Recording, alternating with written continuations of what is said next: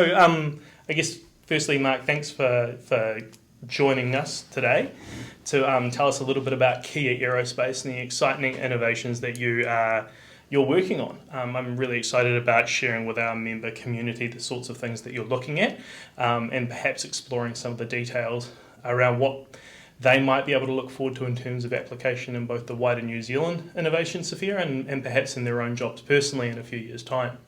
So, yeah, maybe tell us a bit about Kea Aerospace and yourself. Yeah, well, Kea Aerospace started off around 2 years ago, and two main goals. One is to find a really exciting commercial project that we could get underway here in Canterbury, Yeah. and secondly, to help build an aerospace ecosystem in Canterbury. It really bugged me that a lot of fantastic graduates didn't really have any jobs to go to here, and they ended up going to work at Rocket Lab or other places around the world or around the country, and really Canterbury, Christchurch doesn't have too much aerospace activity going on as much as it could. So, yeah, basically the aerospace ecosystem work has been going really well. We've started out Aerospace Christchurch and run really great meetups. So if people are in Christchurch, check out www.christchurch.space, or even if you just want to visit for an event, we run events every 6 or 8 weeks. And as part of that work, we instigated the Aerospace X Sector Plan for Christchurch, the first city in New Zealand to actually have a space strategy. Yeah, cool. And we've got a committee of industry participants, and that's really exciting. But I guess what we're talking about today is the commercial project. Yeah. And been looking around for a long time. And I guess initially I was sort of looking for payload applications. We've got this fantastic capability with Rocket Lab, being able to launch payloads into space. And I thought, what can we do with that capability? And looking around at different ways of utilising that. But along that journey, came across this idea of working in the stratosphere. Yeah. And basically we've just recently launched Kea Aerospace, building this vehicle that flies in the stratosphere, solar powered, can fly for months at a time, and it's just a beautiful technology that has a lot of pluses. You're 20 times closer to the Earth than space-borne technology, and it's a lot easier and a lot more cost-effective to get to the stratosphere in a solar-powered vehicle compared to all the costs of developing a rocket, payload, and launching into space. Yeah. So I guess I just want to pause there for a sec, just to sort of condense and summarise what I really want everybody out there to recognise is you just said that in Christchurch you guys have been prototyping a solar-powered unmanned vehicle that's going to fly in the stratosphere. Correct. Yeah. Yeah. Now, I think that's pretty exciting, even just from a vehicle geekery perspective. But I guess we'll get into it later. I think there's so many applications of what you can do with that vehicle to provide value to New Zealand as well. So we'll get there a little bit later around more of the data intelligence stuff that you guys are looking at. But perhaps tell us a little bit about your vehicle. Now, I understand it's called Kea Atmos. Is that correct? Correct. Yeah. How long have you been working on it for? Yeah, really the last year has been the most time that we've been working on it, and I guess we've started off on smaller vehicles, testing wingspan vehicles of a couple of metres through to 8 metres wingspan. So what was the first prototype you did? What size was that? Yeah, just a couple of metres. So really just playing around with autonomous flight and other kind of systems. And we also moved into testing in the stratosphere with balloons. So to test the technology up in that extreme environment is quite useful. So next year we've got a whole bunch of balloon flights planned to test our hardware up in high altitude. But meanwhile we're also building vehicles to go for longer duration. So one of the milestones that we have for the first quarter of next year, while the summer is still there, we've got lots of solar hours to tap into, is to break the world record for endurance flight for a UAV weighing under 25 kg. So we want to be going over 80 hours, constant flight, continuous flight, to break that world record. Yeah, and I guess it's worth explaining to people who might not be aware, like what's the significance of the stratosphere with this particular vehicle. So from what I understand is a key differentiator is it's higher than the commercial flight, but lower than what satellites are able to achieve. So you're actually, it sounds like you're working in an untapped area or reasonably untapped area and looking to commercialise in that particular space. Yeah, so the sort of typical commercial passenger flight you take might be 10, 12 kilometres altitude. So we're up at 20 kilometres altitude. So that's in the sort of sweet spot where you're above the weather and above the jet streams and above the airspace. So you might see the odd U2 rocket or plane, U2 plane that's flying around, but not so much in the southern hemisphere, of course. But there's nothing else really up there except a few weather balloons. So it's a really underutilised airspace, and you don't have as much issue with the regulatory aspect. You're not going to be disrupting commercial flights, that kind of thing. But because you are above the weather, and it is relatively benign, without some of those harsh winds, etc. You can fly continuously. So there's some big pluses there. I guess a lot of your people would know that. A lot of the aerial imagery that's actually useful for scientific and business purposes at the high resolution actually comes from manned aircraft, and so that might be flying at 1 or 2 kilometres altitude. I mean, there's all sorts of different options there, but yes, generally it's low altitude craft, but they're very limited by the coverage. Yes, and it's very expensive. It's very expensive, and to the point where many out there may not know this, but typically the aerial imagery that we would see through a local government website would be procured by that government organisation per se, and they might have a procurement cycle that covers their whole region at different resolutions over the span of 4 or 5 years. So that's not up to date. There's not a lot. It's useful from a historic perspective to see how things are changing, but it's not as if you're going to be able to start doing any meaningful intelligence in real time unless you're capturing that information unless you're starting to use that information as soon as it becomes available, and then it becomes stale quite quickly, doesn't it? Correct. Yeah. So before we dig in too far into the aerial imagery part, which is I think where perhaps the location tech members will be sort of most familiar, can you tell us about some of the challenges you guys have faced so far in your prototyping, if that's not sensitive information? I guess it's sort of regulatory stuff. We're having to work with CAA to get approval to do certain types of testing. So, that's the kind of main hurdle that we see, coming up for us. But luckily, we've been accepted into the Airspace integration trials. We're the first New Zealand-owned company, second company after Whisk, to be accepted into that trial program for special aircraft testing. Yeah. So we're hoping that will accelerate some of the regulatory aspects that we need to be working through over the next few years. Yeah. Obviously, we are taken off into a whole new realm up there, and we've got to work out how to get through the commercial airspace up into the stratosphere. Really excited to be working with MB on that and be accepted into that program. Certainly there's some massive challenges, and I guess a lot of it is about power management. How can you actually keep this vehicle flying continuously just on solar power? So it could be the power of about 3 hair dryers that we've got to keep this thing continuously running on. You've got to keep the motors and all the systems on board. Well, and I don't think you've actually mentioned during this interview, but I know that in other conversations you've said the actual vehicle itself could be the size of about three buses end to end. The wingspan, yeah. The wingspan. About 32 metres, yeah. So it'll be the largest unmanned vehicle built in the southern hemisphere. So getting that power optimization and optimizing the solar consumption for that's going to be a pretty tricky problem to solve, I'm guessing. Yeah, so we need a lot of solar panels. That's having a large wingspan helps with that. But so I guess that's a key thing that we're going to be focusing on, and just the technology of being able to operate it autonomously and getting all the systems working as they should. Yeah. So you talked earlier about looking for a payload type solution as part of the commercial aspect of Kea Aerospace. And we've touched a little bit on aerial imagery, but what other challenges that you hope that Kea Atmos will be able to solve? Yeah, aerial imagery is the key focus area for us.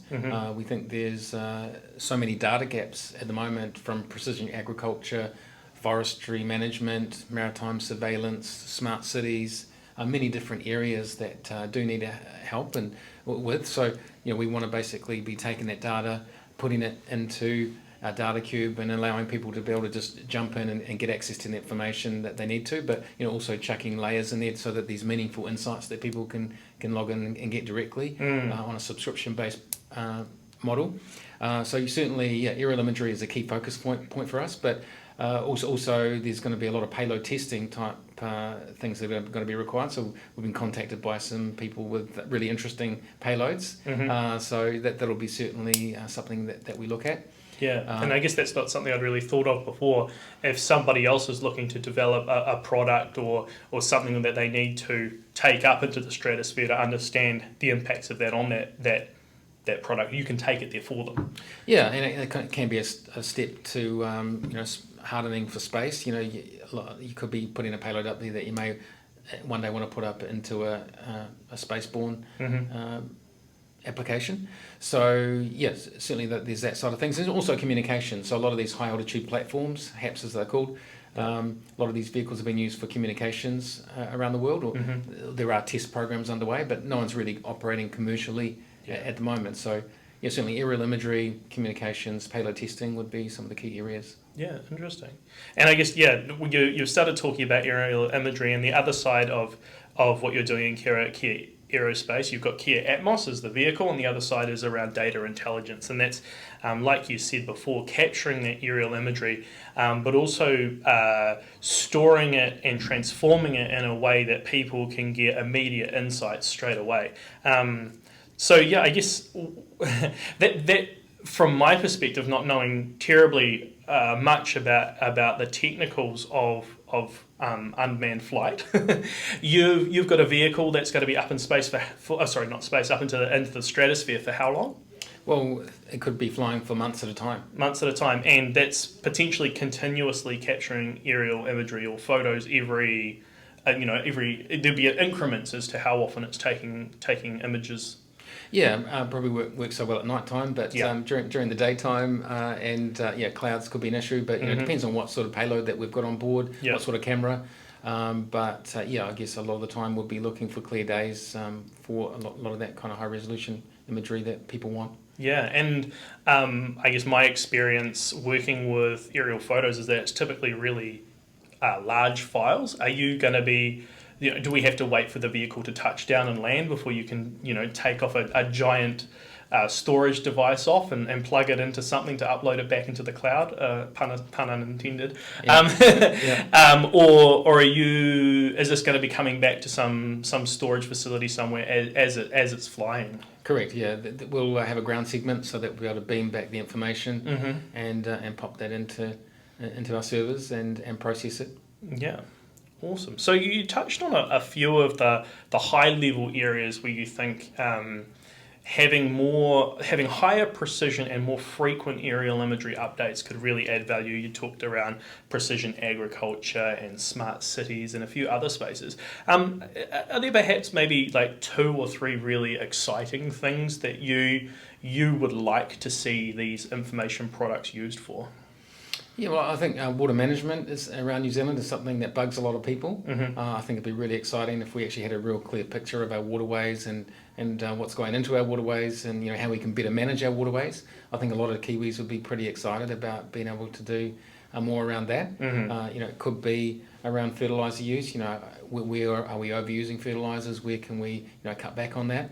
So I think certainly the ground management, water management kind of stuff is going to be pretty exciting for a farming-based country. Yeah, and ultimately enable some of our core industries to be more stable, more environmentally friendly, which is, I think, a direction that all of us want to be going in, farmers included. It's really important to make sure that the way we're using our land and our primary industries are built on a stable background. So this is a tool to now enable people to optimize the way they're operating. Exactly. Yeah. Yeah, and I think also maritime surveillance is a really interesting one as well. I mean, our exclusive economic zone is about 15 times the size of the landmass of New Zealand.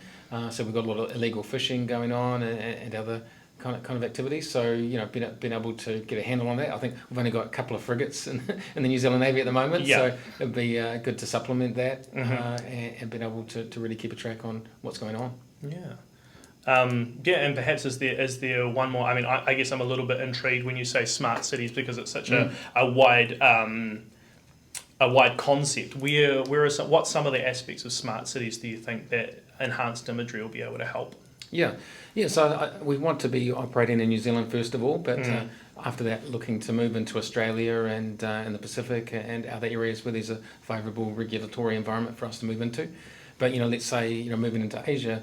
Imagine one of these vehicles over Singapore and basically just continually doing a grid pattern around Singapore to give a really smart, complete smart cities update on what's going on. So monitoring infrastructure projects, roading projects, looking at potholes, looking at green spaces, looking at what's going on in the port, what ships are coming in, what are going out. You just basically have the complete data picture of a city. And that could be the same for Sydney or Melbourne, Auckland, whatever, and basically just having a complete picture of what's going on. You touched on before that you're going to start off in New Zealand, and then assuming that you've got some, a conducive regulatory environment to move into, you'd look to move offshore. But I wanted to we're location tech, and our purpose is to empower location tech innovations in New Zealand. And I think this really falls into something we want to get behind and support. But my question is, why have you chosen to do this in New Zealand? What are the benefits? Yeah, good question. Well, I think similar to the journey that we had with Rocket Lab, there are a lot of favourable aspects to developing technology companies here. So I think just being able to pick up the phone and talk to the people that you need to. That makes it a lot easier. Obviously, we've got comparatively open skies and variable terrain to do a lot of that stuff. And also we've got a lot of talented people. It's just a bit of a can-do kind of place to get stuff done. I remember, when we started Rocket Lab, people didn't really believe that New Zealand could actually have a rocket company. Yeah. 13 years ago, people thought we were a little bit nuts giving it a go. That's the kind of stuff. I don't know if people have finished, thinking that you're nuts or not, Mark, but it's all good. I think, early on people didn't, totally share the vision. They thought it was a cool thing, but didn't really think it could be a reality. Yeah. But as it worked out, New Zealand is actually a great place to start a company like Rocket Lab. And Australia, they've been trying to do the same thing for many years. It never got off the ground, so to speak. Yeah. And I think there's a lot of other countries. It just costs a lot more to get stuff done for whatever reason. So I think you can do things cost effectively here, and maybe a little bit less red tape. Yeah. And it's just people are really fascinated by technology. We actually have all sorts of different niches in New Zealand that we're pretty effective at. So I don't know if it's mindset.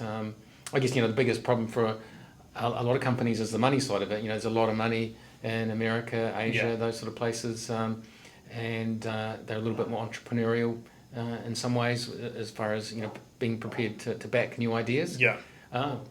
So I think that's probably one of the biggest holdups, but that's changing now. New Zealand's getting a brand of successful companies, and international investors are looking to come here. Yeah, and Rocket Lab's going to be like one of the foundational companies that's sort of pumping up that brand for us, hasn't it? Yeah. Exactly. Yeah. No, so it's a good successes.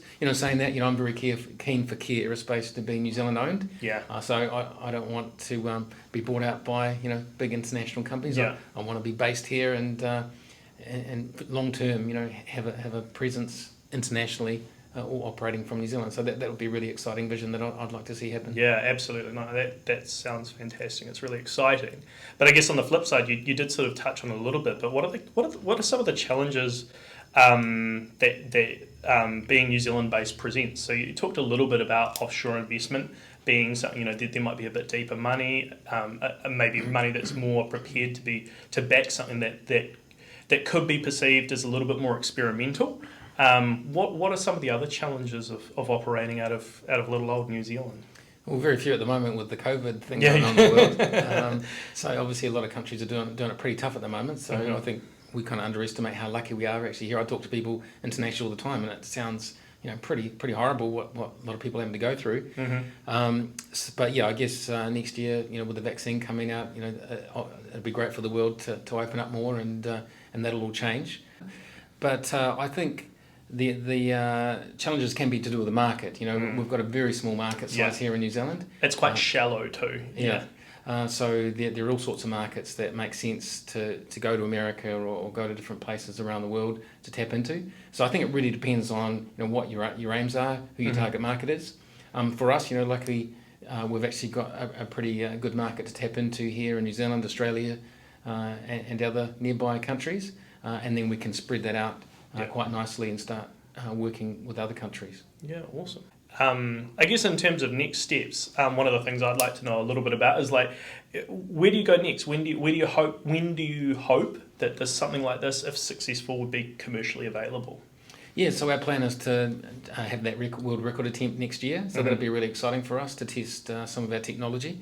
And then after that, we'll be looking at starting to build the first full-scale 32-metre wingspan vehicle. And at the same time, we'll be doing additional flight testing as well of other vehicles next year, with an aim to first test fly our full-scale Kea Aerospace in 2022 and start some early customer trials. Yeah. So hopefully in a year or two we'll have something large flying around, and it's going to be pretty exciting. That's cool. So how do we keep up to date with what you're doing and how it's progressing? Yeah, so we've got our mailing list on our website, so check out keaaerospace.com and you can keep up to date if you sign up to our newsletter. Also Christchurch Aerospace, if you go to, Airspace Christchurch, if you go to christchurch.space, you can hear about their events and what's going on. But I think we've got some really tremendous activity happening here locally. Yeah. And looking forward to seeing what's going to be happening in the next year or two. Yeah. Well, thank you so much for your time, Mark. It's been wonderful to have you here and sharing about the innovations that you guys are creating. I'm really excited to see how it progresses, and I think it's fantastic that we're able to share this as part of a launch event for Location Tech. So thank you very much. Thanks, Sam. Yes. Cheers.